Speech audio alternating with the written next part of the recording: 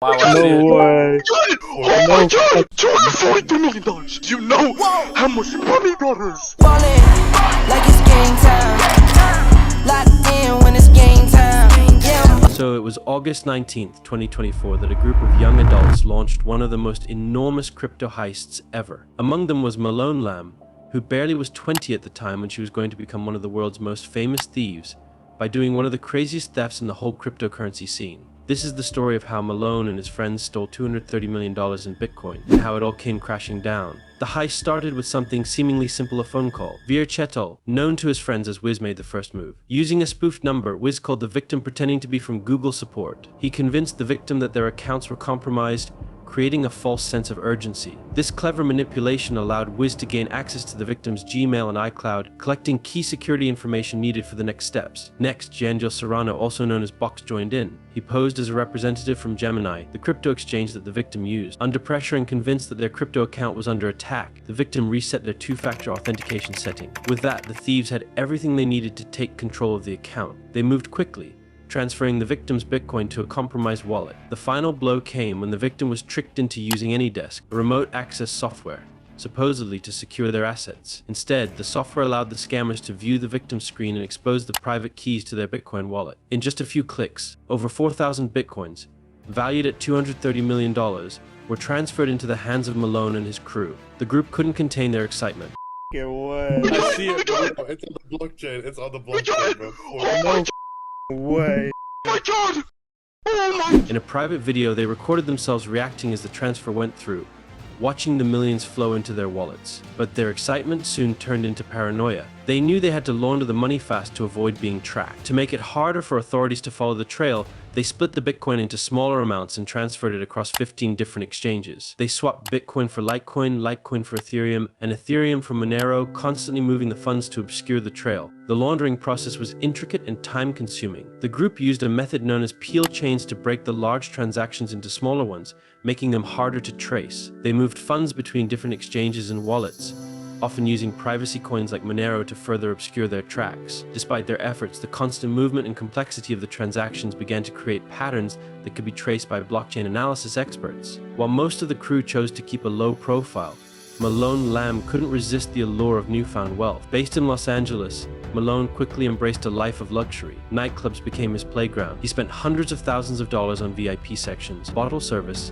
and flashy displays of wealth. Some nights, his bar tabs reached over $500,000. His name flashed on signs, DJs shouted him out, and he made sure everyone knew who he was. But even that wasn't enough. Malone craved more attention, more extravagance. He chartered a private jet to Miami and settled in a $10.5 million waterfront mansion, complete with 25-foot ceilings, 10 bedrooms, and a huge pool. He filled the driveway with supercars, Ferraris, Lamborghinis, Rolls Royces, and even a Pagani Huayra. His wardrobe was just as impressive, featuring high-end designer pieces and diamond-covered accessories. Malone was living the dream, or so he thought. Malone's mansion became the setting for wild parties that drew attention from influencers and celebrities.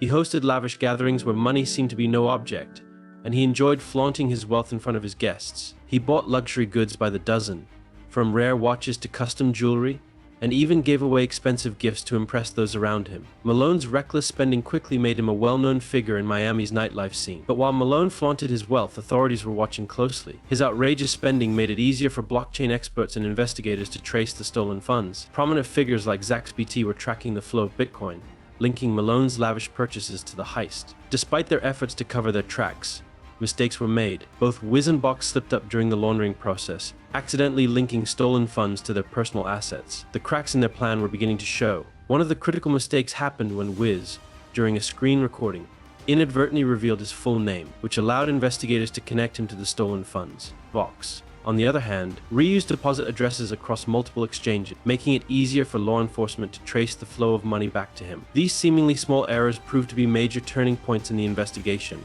giving authorities the leads they needed. By mid-September, law enforcement had enough evidence to act. On the 19th of September, federal agents raided Malone's Miami mansion. He was arrested, surrounded by all the luxuries he had bought with the stolen fortune. His entire life of excess came crashing down overnight. Authorities seized more than $9 million in stolen cash, but much of that money was still missing. They took his expensive cars, designer clothes, and jewelry, intending to auction these off in an attempt to recoup some of the stolen dough. The whole post-heist was an absolute mess. The rest of the gang got split up trying to be minimal and unobtrusive, so as not to attract suspicion. Malone, Wiz, and Box got drilled hard while the cops tried to understand how they managed to pull it off. Federal agents worked hard to track down the rest of the money, using blockchain analysis tools to follow the digital breadcrumbs the group had left behind. The entire laundering process was super complicated, which meant some of the stolen Bitcoin was still floating around, hidden away in wallets that authorities hadn't yet found. Thus, it was pretty obvious that it was by his large head that Malone's mess was primarily attention craving,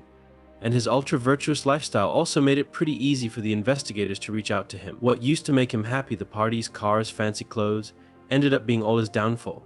Malone thought money could save him, and he was of the belief that he could not be defeated. Now, in essence, it only made him more visible and exposed. Malone and his friends were in a tight spot. They got slapped with a bunch of charges, including wire fraud, money laundering, and identity theft. So some serious jail time loomed ahead for them. This was the moment when families found themselves without knowledge of all the shady stuff they were involved in, and now had to deal with all this, the repercussions, the shame, the court cases, and financial crises. For Malone, what was meant to be a dream came out to be a total nightmare. It all started with a fancy mansion, the flashy cars, and the designer threads. Now everything was regretful. So naturally, now the authorities will recover some of that plundered money, but the damage caused to the victim, Malone's future, and all those people involved is a pretty harsh reminder that crime, however intelligent, pays off nothing in the long run. They sold all that glitter crap Malone bought, but they only recovered a wee teensy-weensy fraction of that siphoned loot. That financial strike would forever leave its own mark on the victim. The money they had lost was a big chunk. The scenario of Malone is so heads up on how fragile the digital world could be. They do not pull off the heist using fancy code or high-tech hacking. It was all about social engineering that did the job. The scammers played on human psychology, whipping up a sense of urgency and fear to get their victim to bite. It really highlights how important it is to be cybersecurity aware, especially now that digital assets are worth so much. So at the end, Malone and his crew totally flopped at outsmarting the system. Slip-ups, greed, and arrogance saw them to the bitter end. Okay, they might have had 2 weeks of pure good times, but the cost they paid was more serious than those few weeks they enjoyed. For Malone, the dream was over, the mansion was empty, the cars were gone, and the parties were a distant memory. All that was left was the realization that his actions had not only ruined his own life, but had also caused untold harm to others. The heist of $230 million in Bitcoin will go down as one of the most audacious crypto crimes in history. It was a crime fueled by ambition, arrogance, and the belief that they could get away with it. But as Malone learned the hard way, no amount of money can protect you from the consequences of your actions. The law always catches up, and the fall from grace is swift and unforgiving. That's all for today. If you enjoyed this video, make sure to like and subscribe for more content like this. Thanks for watching.